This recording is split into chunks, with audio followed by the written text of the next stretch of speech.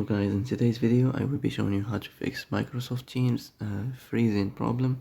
So the answer is easy, just go to the settings and then scroll down to the apps section and then go to the search and search Teams and then go to the storage, and here you will find this clear cache option. Click on it. Now you can go check it if it worked, and if it didn't you can try to restart your phone or turn the Wi-Fi off and on, or the Bluetooth or the airplane mode. Also you can try to clear data, but be careful. If you clear data, all this application's data will be deleted.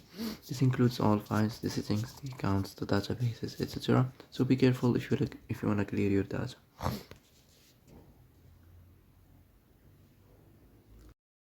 And that's it for today's video. I hope this is the answer you've been looking for.